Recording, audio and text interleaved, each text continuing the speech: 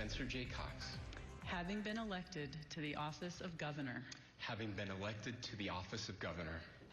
That was Governor Spencer Cox being sworn in during the Utah inauguration ceremony held today near Ivins at the Tuacahn Amphitheater. The ceremony came with all the bells and whistles, a 21-gun salute with cannons, and a flyover. However, with a sparse number in attendance due to COVID-19 restrictions. Welcome to our In Focus discussion tonight, the history of Utah's governors. Utah has a history unique to all the states, settled by followers of a religion that left the U.S. due to persecution and settled as a territory nearly 40 years before it was granted statehood. It is against this history that Spencer Cox was inaugurated as Utah's 18th governor. Joining us now in our studio to talk about some of the history of those governors in Utah is Brad Westwood, the senior public historian for the Utah Department of Heritage and Arts. Brad, thank you so much for joining us tonight and welcome to the show. Thank you. It's my pleasure.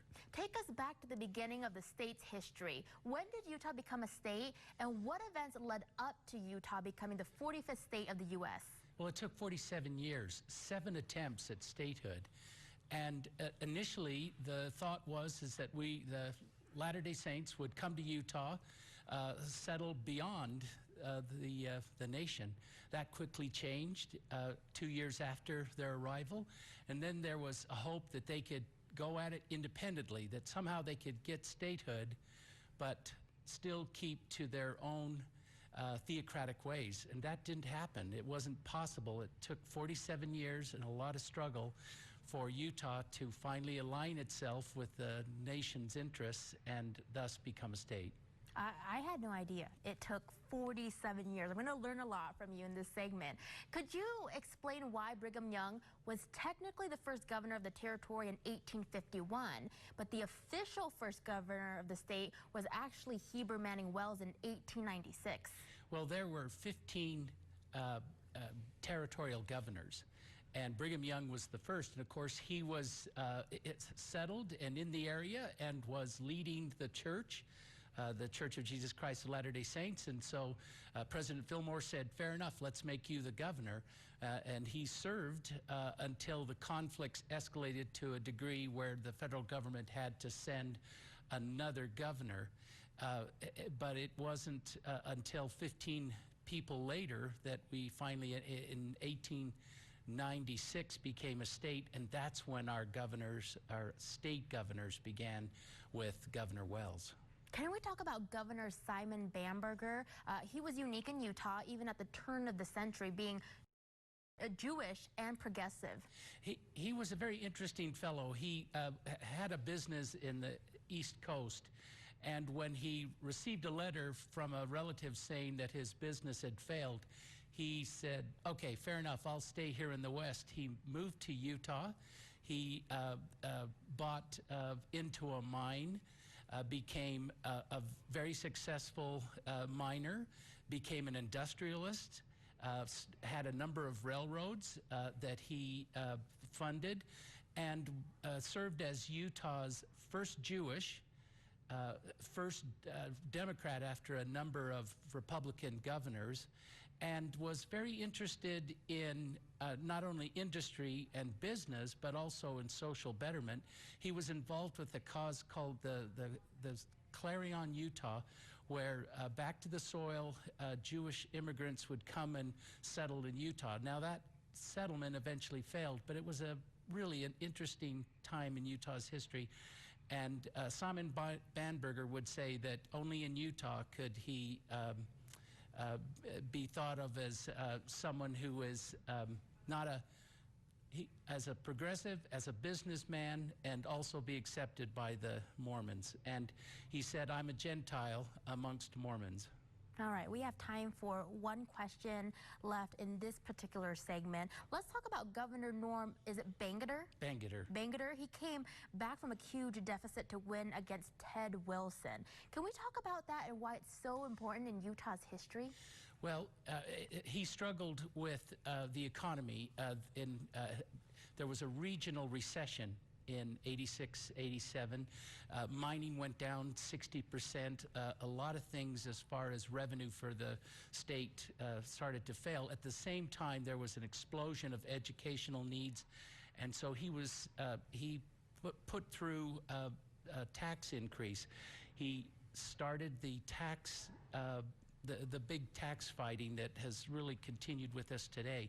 But he felt like he had to be a good steward of the state and had to do the right thing in order to pursue the general betterment of Utah, and he did that fairly well. All right. Well, Brad, hold that thought. We have to take a quick commercial break. But when we return, we will continue our In Focus discussion on the history of Utah's governors. If I'm being honest, we probably all feel a little tired.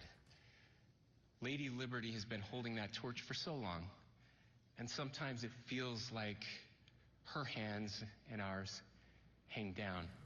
That was newly elected and sworn-in Governor Spencer Cox talking about how he will work to help Utah heal. Governor Cox starts his term in office in the middle of a pandemic and during an era of extreme partisanship. So recognizing that we are all tired is important to unify the state. Thanks for staying with us for our second In Focus discussion tonight on the history of Utah's governors. Joining us again is historian Brad Westwood and Devin Weiser via Zoom, the Executive Director of Government Relations and the Walker Institute at Weber State University. Devin, thank you so much for joining the conversation and welcome to the show. Thank you. All right, you two, any idea which Utah governors had some of the highest approval ratings during their time in office? Well, I don't know if Devin would say this, but Olene Walker had almost a 90% rate of our first approval. And only female governor, right? Yes, yes. Others also periodically received fairly high ratings, including Calvin Rampton, who was the longest running serving governor we had in Utah. Now, speaking of Calvin Rampton, Utah is a Republican state, but we've actually had a few Democratic governors in modern times. How did some of those governors, like Scott Matheson and Rampton, win the vote of the people of Utah? Yeah, that's a great question. So Utah is not as straightforward Republican red as many would have you believe or many would guess. Up until the 1960s, 1970s, Utah was pretty evenly split Republican Democrat, and that came to be back before Utah even became a state. At that point, they were actually heavily Democratic, and then basically to become a state, they had to prove that they were bipartisan, so they had to show that they were Republican and Democrat.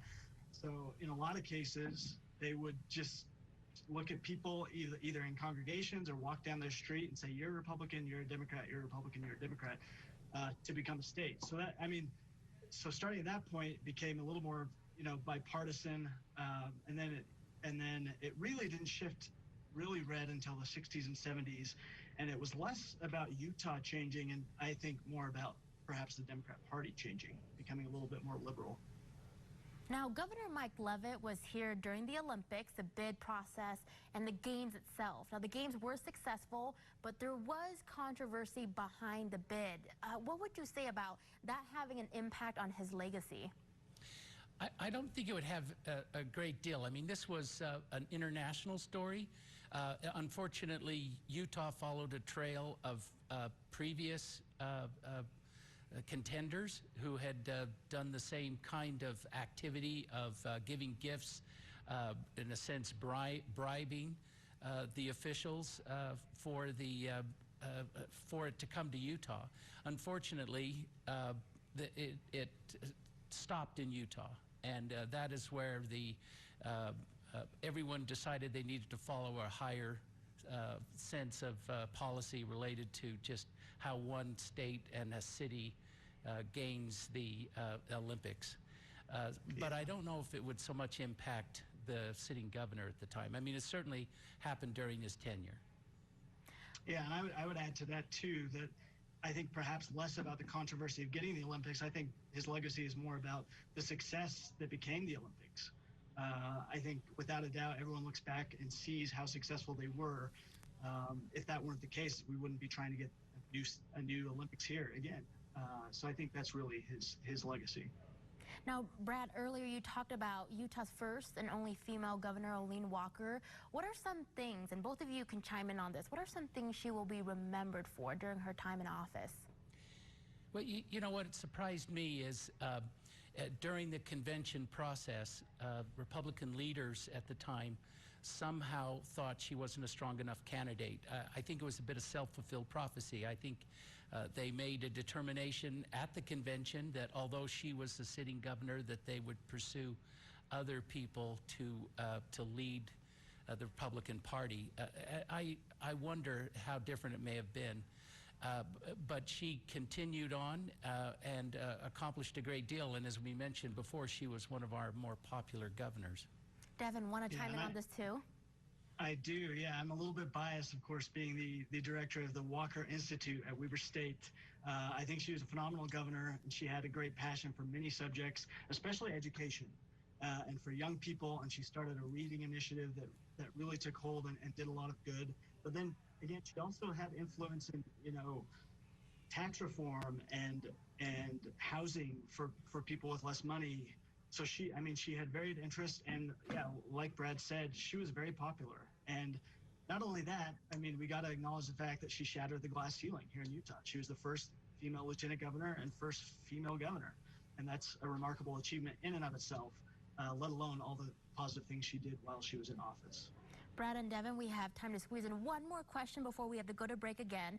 Governor Mike Leavitt was tapped to be President George W. Bush's Health and Human Services Secretary. Huntsman was chosen to be Obama's ambassador to China and also Trump's ambassador to Russia. What do you two make of these appointments, which did cut their time in office as governor short? Well, I would say that we have in our governors good managers, people who inspired and directed well and accomplished a great deal. I think the state is known for good management, and I think we were tapped on numerous occasions for those federal appointments because of it. Devin, anything you want to say? I agree. Yeah, I think it speaks to the quality of our leaders, and it also speaks to our system of government. I think it was in the 1980s when we changed our system so that lieutenant governor and the governor ran on the same ticket. So it made these sort of appointments more feasible. Before that, having a split ticket perhaps on the Democrat and Republican, perhaps they wouldn't have been as likely to want to leave their post if they knew that if the governorship would switch parties. But because Utah is well managed and well run, it makes that feasible. So I think it speaks to the caliber of our government and our candidates. Right. Brad and Devin, hold that thought. We do have to take a quick commercial break, but when we return, we'll resume our In Focus discussion tonight on the history of Utah's governors. In Utah, we never give up. It's our turn to write the next chapter of Utah's history and prove that, yes, indeed, our greatest days still lie ahead. That was from Governor Cox's inauguration speech earlier today in Ivins, talking about how he sees a bright future for all of Utah. Welcome to our third and final In Focus discussion tonight on the history of Utah's governors. We pick up right where we left off with Brad Westwood and Devin Weiser. Gentlemen, let's get right to it.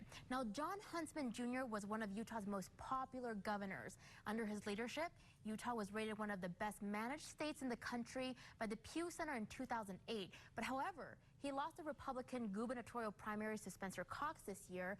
What do you make of that? Obviously, by all accounts, Huntsman was a great governor, also very popular. He tackled economic tax reform. Our state was put in a great position going into the Great Recession in 2008. So it didn't affect us nearly as badly as it did in many other states, like Michigan, for example.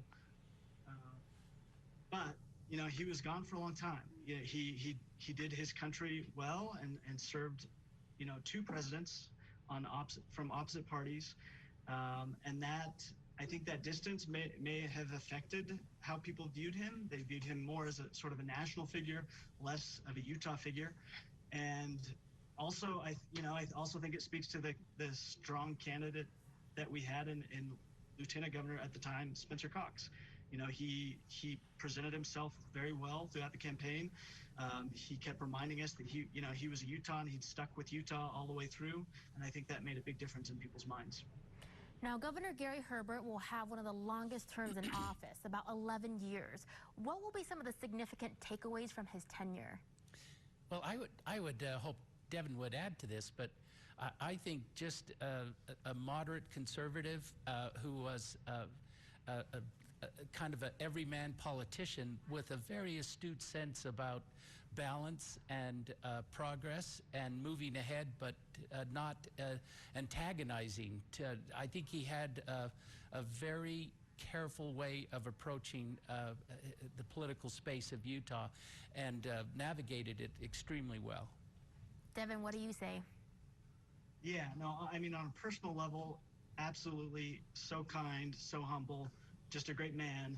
And then from his political leadership, he gave us a steady hand. You know, he sort of, as I mentioned earlier, the Great Recession coming in at the very beginning of his term, he was a strong, resilient, steady hand that got us through economically. And I think as Utahns, we're sort of used to being placed on these lists that we see all the time, you know, best managed state, strongest economy state, and we sort of take it for granted at this point. But a lot of that lately has been due to his stable leadership that he's brought to us from the governor's mansion.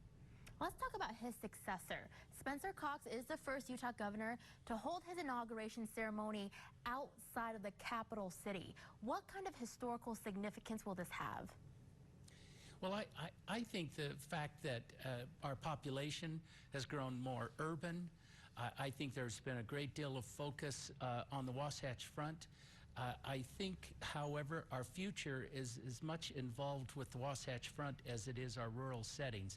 And I think having the kind of temperament, but also youthful enthusiasm and opportunity to engage other communities beyond the traditional political groups in Utah, I think will make him very strong towards making a great future for Utah.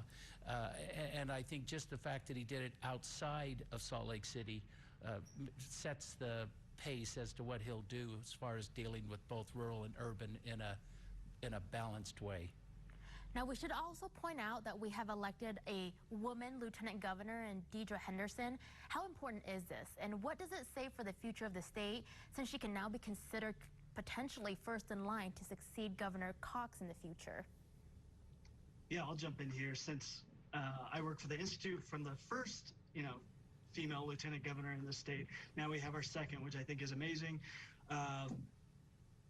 I think in choosing her, Spencer Cox set a strong standard from the get-go that he is about bringing in all sorts of people into his administration. He's going to be a governor for everyone, not just for one party.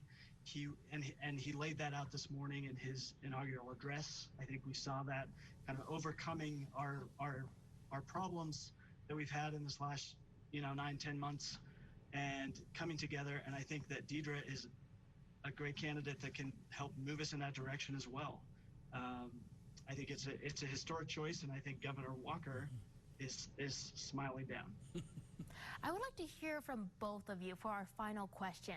What are some things about Governor Spencer Cox that will already make a mark in Utah's history books? And Brad, we'll start with you. Well, I think, again, I'm going to mention his ability to bring new people into the political forum.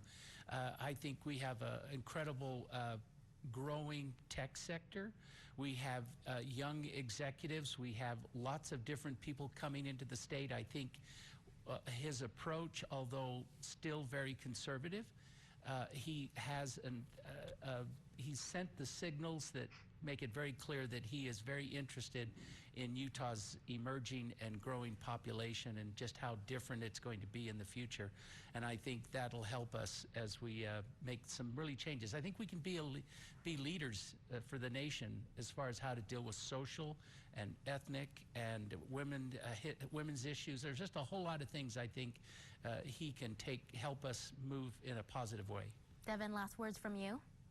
Absolutely. Well, yeah, like you mentioned earlier, I think his inauguration happening in a rural setting was just the beginning of him fulfilling his campaign promises. He's going to be an equal governor for everyone, Republican, Democrat, urban, rural.